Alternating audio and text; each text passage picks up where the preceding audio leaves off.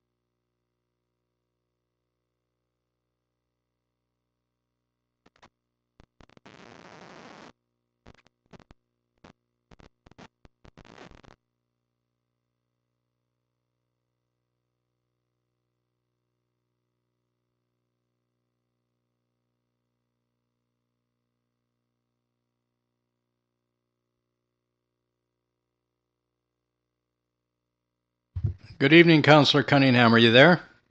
Yeah, I'm here. Okay, thank you very much. Good evening. We'll call this regular meeting of Council to order for Monday, September 15th, 2014.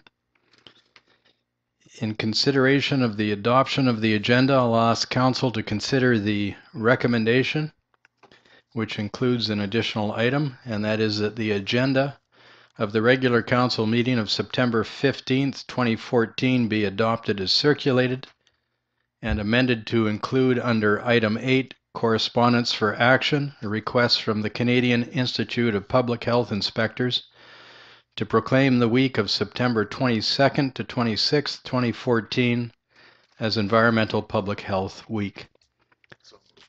Moved by Councillor Kinney, seconded by Councillor Ashley. Is there any discussion? Question has been called. Those in favor? Thank you. The agenda has been adopted. For Council's consideration this evening for adoption are two sets of minutes. The first set is the minutes of the Special Council meeting of September 2nd, 2014. The recommendation is that they be adopted. Moved by Councillor Ashley, seconded by Councillor Cunningham. Are there any errors or omissions? Councillor Ashley? I'm just assuming that that's the new piece of paper we got, right? Yes, it Okay, is. thank These you. are the minutes of September the 2nd. Okay. Includes all the names. Question's been called. Those in favor? Thank you. Those minutes are adopted. Next are the minutes of the regular council meeting of September 2nd, 2014. The recommendation there is that they be adopted. Moved by Councillor Kenny, seconded by Councillor Ashley. Are there any errors or omissions? Question's been called. Those in favor? Thank you. Those minutes are also adopted. Next, under petitions and delegations, we have a presentation, and this is regarding the nomination of Miss Gianna Evans for the 2014 Sergeant William Booth Award. This is an award given by the City of Prince Rupert.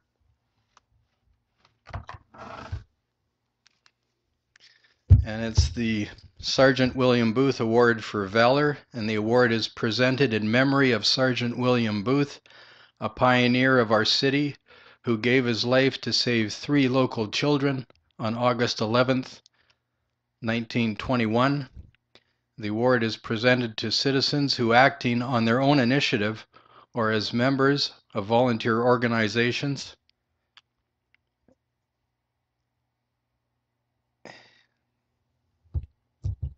demonstrate unusual humanitarian effort in order to help and protect their fellow citizens, sometimes placing themselves at great personal risk. I'll ask Miss Gianna Evans to come forward, please, and I will present her with this plaque. I'd ask you to come and stand right there if you would. Thank you for coming down here this evening. Very nice to see you. If you'd like to stand there facing the cameras, the people at home will be able to see you. And of course, you're required to smile at all times. So this is presented to Miss Gianna Evans by Mayor and Council, City of Prince Rupert on September 15th, 2014. And it is the Sergeant William Booth Award for Valor for citizens who, acting on their own initiative or as members of volunteer organizations, demonstrate unusual humanitarian effort in order to help and protect their fellow citizens, sometimes placing themselves at great personal risk. And in this case, we understand it was a member of your own family. And we're grateful for your efforts, as I'm sure your family is, as I'm sure the family member who's sitting there grinning at you and I also is. And when I present this to you, Gianna, I'd like to have the rest of the council come so that we're all together to present it to you on either side of you and I. And then hopefully somebody will take a picture so that you can remember this. This award has been given out only in the history of the city of Prince Rupert to 3 other people. Council members?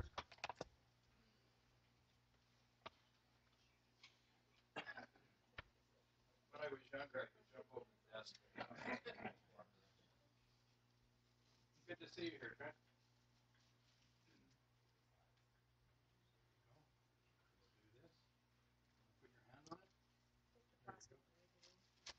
Yeah.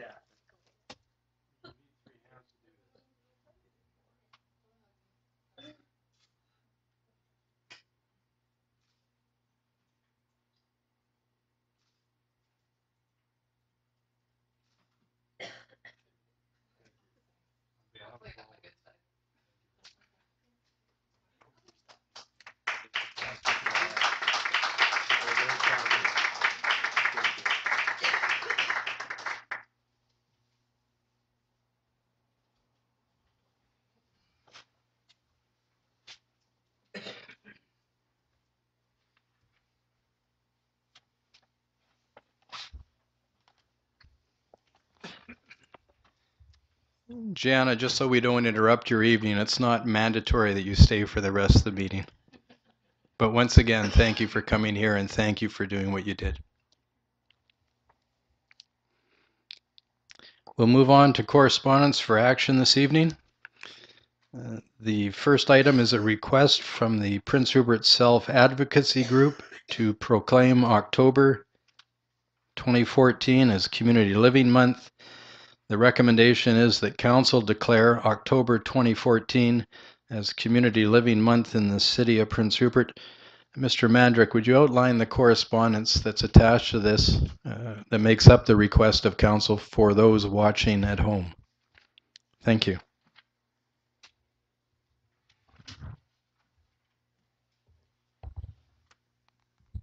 Thank you, Your Worship. We did receive a letter from the Prince Rupert Self-Advocacy Group requesting that the month of October be declared as Community Living Month. They will be celebrating Community Living Month by having a Community Living Day at a public community venue. They'll be handing out cake, balloons, and flyers to bring awareness to the community and to thank them as they are a caring community, which is their theme for this year. The community has helped their group tremendously in their fundraising events, so they can go to camps and participate in other activities which otherwise might have been excluding them from. They'd also like to thank the employers and all their individuals that participate in their group. Last year they celebrated at the Rupert Square Mall, and they are hoping for confirmation of availability there again this year. They'd just like to request again that they have the month of October proclaimed as 2014 Community Living Month. Thank you. Thank you very much. I'll ask Council's consideration of this request. Moved by Councillor Kenny, seconded by Councillor Ashley. Any further discussion? Question's been called. Those in favor? Thank you. That motion passes.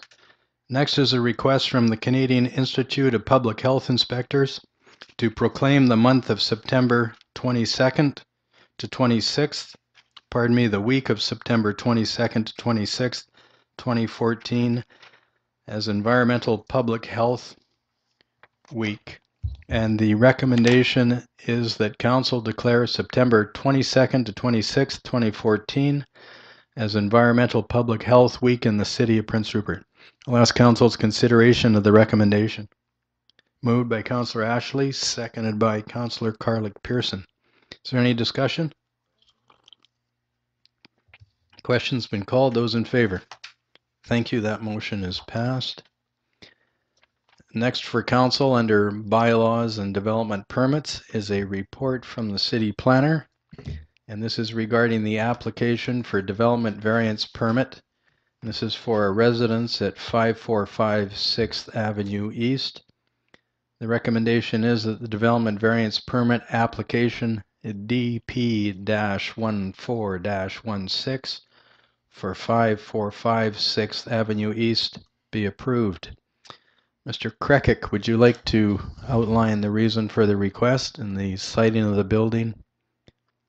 Certainly, Your Worship. I just noticed that the presentation table doesn't have a mic, so it's either pictures or voice. Which would you prefer?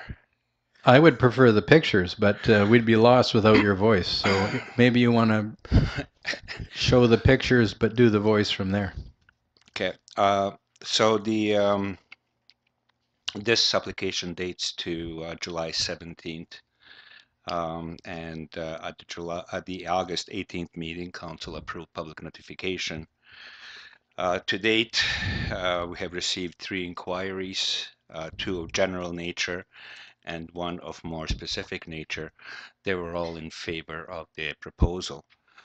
The latter one on a specific nature is worth mentioning as it talks about sidewalks on Ebert Street.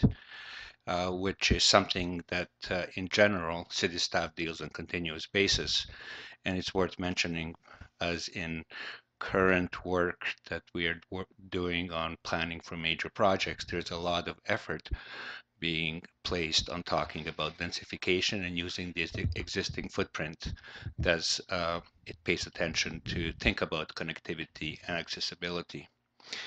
Nevertheless, the subject property is located in an established neighborhood. As when I finish this thing, I'll jump to the pictures. Certainly, thank you. This is one of the vacant lots that we identified in our survey, and it's a privately owned lot on which the applicant wishes to place a house that would be fronting on Ebert Street rather than on Fifth Avenue. Consequently, it requires an adjustment to the setbacks, and that requires a variance to the rear property setback, section 5.2.4b, by approximately 0.6 meters or 2 feet.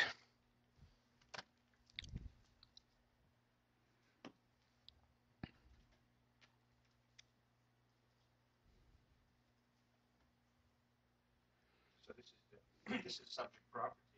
It's highlighted in red. So the proposal before the council is for a house that's actually turned sideways on the lot to take advantage of the house fronting on Ebert Street as opposed to traditionally on 6th Avenue East. Where we have corner lots that happens from time to time. And, this is the lot itself. This is the vacant lot, and the drawing is oriented in a similar direction. You can see the front on Ebert Street, and this is the value of the setback of 0.6 feet, approximately 2 feet, Your Worship. Thank you. So you're reducing the setback to accommodate in this case. Yes, Your Worship. Thank you. So council has an understanding of it, and there's the motion there for or the recommendation for consideration. Councillor Carlick Pearson. I'll make the recommendation. Thank you. Seconded by Councillor Garon. Discussion? Question's been called. Those in favor? Thank you. That motion is adopted. We'll move on to reports, questions, and inquiries from members of council. Councillor Ashley and Councillor Kinney. I have 2 things, hopefully both quick. The first one, I had somebody ask me about the chicken coop thing the other day that I don't know, it's been a year or so.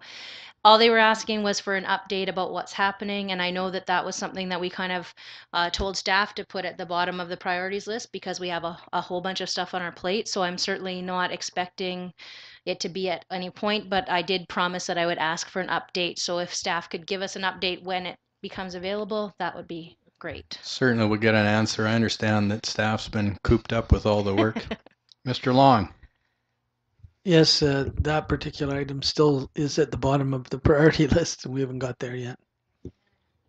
Councillor Ashley.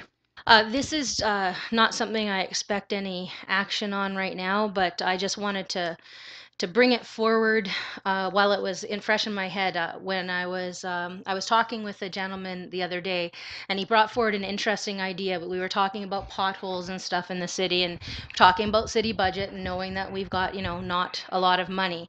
But he had an interesting idea that I thought it would be worth at least whoever ends up on council next year and staff to maybe look at in next year's budget. He apparently used to work for Highways, or maybe still does, and I'm not going to say his name because I don't really have permission to say who it was. I'm sure they wouldn't mind, but I don't just want to take that ownership on. But apparently he was talking about highways initiatives where they do like a 2-week period where they concentrate and they like fix different sections of the road, and they just kind of concentrate on that. And his suggestion was that, maybe we could look into redirecting Public Works staff for a 2-week initiative, filling potholes and stuff across the city. Now, I know we have a plan and plans in place to fix, infrastructure and things. And I don't know the ins and outs and how something like that would work, but I thought it was worth at least putting the idea forward and letting staff look at that and say, is that something that we can make work? If we could find the money in the budget. And so I told them that I would bring it forward, so that's what I'm doing. But it was an interesting idea. Certainly. Mr. Long, have you got any comment at this point, or will you just refer it to the Engineering and Public Works? Yeah, I'll refer it. I think it's maybe a good idea. Are there further questions? Councillor Kinney? Okay. Well, I'll bring it up then if you'd like. Councillor Ashley, you may want to leave the room. Simply because I don't want to place anybody in a conflict of interest. But it's been the subject of some discussion amongst the public. It's been a concern. The concern has reached the council. Councillor Kinney is also aware of this and mentioned it earlier.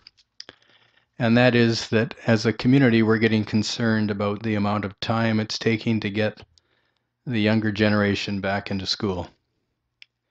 And it's a great concern because it places some hardship on the day-to-day lives of people. It also places an additional burden on individual families and the individual students who may get behind if the dispute between the employer and the BC Teachers Federation continues on much longer. And so I'll ask Council to consider, please, a motion to go to the Premier and the Minister responsible for education that the government and the employer and the BC Teachers Federation get together as quickly as possible and do the best they can to negotiate a solution that will see these children get back in school. Nobody is deriving any benefit here by having those children out of school, and nobody wants to see their education for this year, particularly those that are graduating. Nobody wants to see that compromised. So that would be my recommendation to the council. Councillor Kinney, if you would like to move it, I'll second it, or if you would prefer, I'll move it and you can second it. The choice is yours. I'll move the motion, Your Worship. Thank you. Moved by Councillor Kinney, seconded by Mayor Masalem. Is there any discussion here? Councillor Carlick Pearson. I just like to note and commend both of you for bringing this up, because it's a very heated topic in our province right now. And all we want to do is we want to get the teachers back to school, and we want the kids back to school as well, because it's just opportunities lost for them. As well as within Prince Rupert, we have a lot of teachers and support staff and other janitorial staff that are not working right now, and it's really hard on the household. And professionally for myself to have my son not in school. It's really hard on people like myself having to bring my son to work on certain days and try and entertain him. So it is very distracting. So thank you both for bringing it up, and I will definitely endorse it. Thank you. It is placing a hardship on various parts of the community, and it needs to be negotiated to an end. Question's been called. Those in favor? Thank you. That motion's adopted. Councillor Kinney. Thank you, Your Worship. I have one other thing I would like to bring up today. I don't know how many of the people of Prince Rupert have looked on Facebook and saw the new video that Dr. Klopper has made on Prince Rupert. It is absolutely fabulous. He's been here 14 years and he can't say enough about our city and the pictures and the way it's been done, and he's done it with his family. I think we should be very proud that we have people like that living in our community. Thank you. You're welcome. Further questions, comments? If not, I'll bring up one item which is of interest to the public, particularly those with children. And then I'll read the mayor's report. This is a message from our acting recreation coordinator, and that is that the Prince Rupert Recreation Complex is working to fill the gap to help parents with qualified daycare while the schools continue to be closed. And there's a poster which is out in the community. It's on the Rupert Rec Sports Camp for 7 to 12-year-olds and the Rupert Bear Day Camp for 5 to 11-year-olds.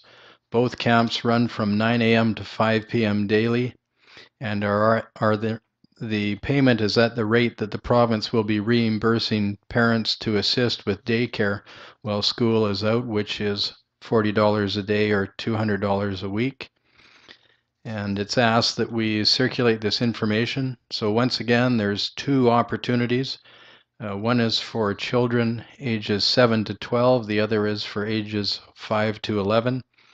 And that is being held at our recreation center here in Prince Rupert.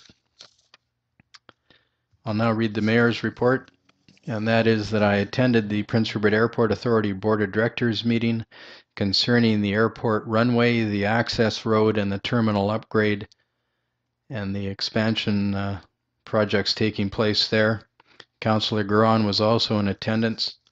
The runways have now been completed, so the 6,000-foot runway at Prince Rupert Airport on Digby Island has been rebuilt, and proper drainage has been installed. They've also done some work on the aprons. They're expecting to do some work, I believe, in the amount of $50,000 on the access road. And for people that have been through the airport, they will have noticed that the expansion and modernization of the terminal is now taking place, that the new roof has been put on the existing part of the terminal, and the rest of the work will unfold there over the next year. I also attended the ExxonMobil Imperial second open house about the proposed development of an LNG export terminal at District Lot 444, owned by the city. A portion of the facility may be on land and a portion on the harbor foreshore. And as those considerations proceed for use of that land and the analysis by the company is done, this whole matter will be the subject of a public hearing at which the residents of the city of Prince Rupert will be able to come and find out more information and, of course, express their concerns or express their support. So there will be a public hearing held at some point in the future as all of the relevant information is collected and analyzed and then presented to the city. I participated in the opening of the Prince Rupert Airport Shuttle Center, a new facility for the pickup and drop-off of airline passengers in the city. The shuttle center is equipped with washrooms, a seating area, an area for baggage, and big screen TVs along with community information. The shuttle center is adjacent to the Rupert Hotel, And the partners involved are the local hotel association, the Prince Rupert and District Chamber of Commerce, the hospitality, tourism, orientated businesses, and the Prince Rupert and Port Edward Economic Development Corporation, along with the Prince Rupert Airport Authority.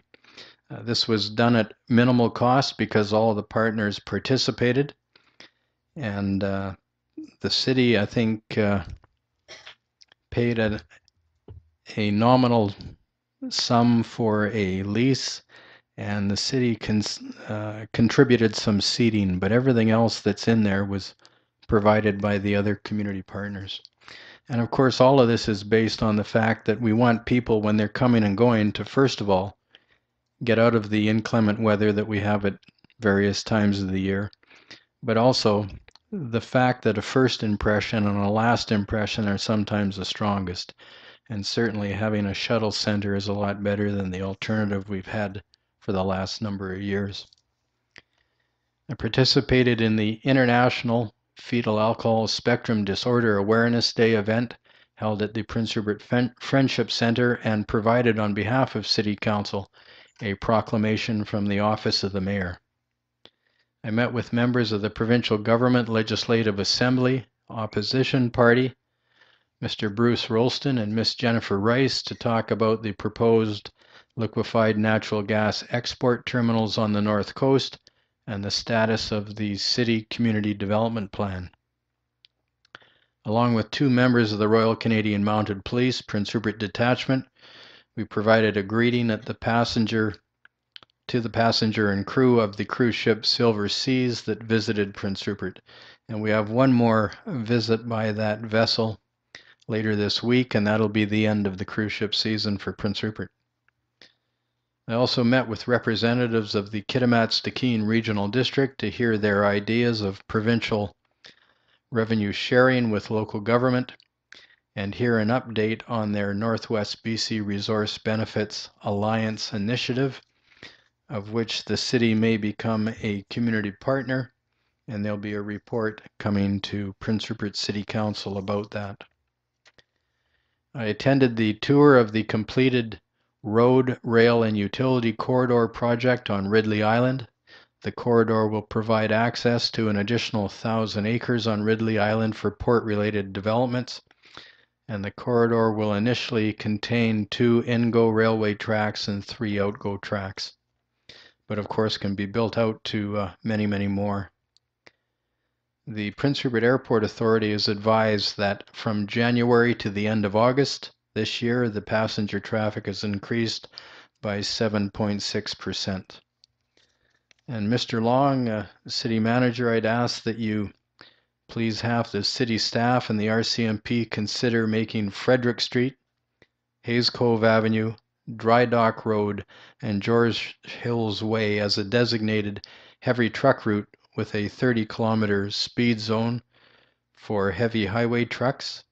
And this has been an existing truck route which goes through residential areas, and for traffic safety purposes in neighborhoods, a reduced speed may be appropriate. And once the report is completed, I'd ask that you bring it to City Council so the council can review the recommendations. But it's very timely. In the next while, we only see truck traffic here increasing. That concludes my report. Councillor Ashley. Just a question. I know you said you were at the LNG meeting, but I also remember that our MLA Jennifer Rice sent out something about a ferries meeting happening this week. Do you know the time and place? Because maybe we could use this as an opportunity to let people know about that. Because I think that was one that's public can yes, attend, I believe. I'm sorry, I don't have the information with me. Councillor Kinney does. Councillor Kenny, if you do, I believe it is on Wednesday, the 17th of September. I'm not sure of the time, but Councillor Kenny, if you have that information? Wednesday the 17th, 6:30 Highliner. At the Highliner Inn. Yeah. Okay, thank you. And the public are invited, and it is to express concerns about BC Ferries and the revised routing and schedule that they are presently operating under. If there's nothing further, I'll ask Council for a motion to adjourn. Moved by Councillor Ashley, seconded by Councillor Carlick Pearson. Question's been called. Those in favor? Thank you. This meeting stands adjourned. Thanks, Councillor Cunningham. Good night.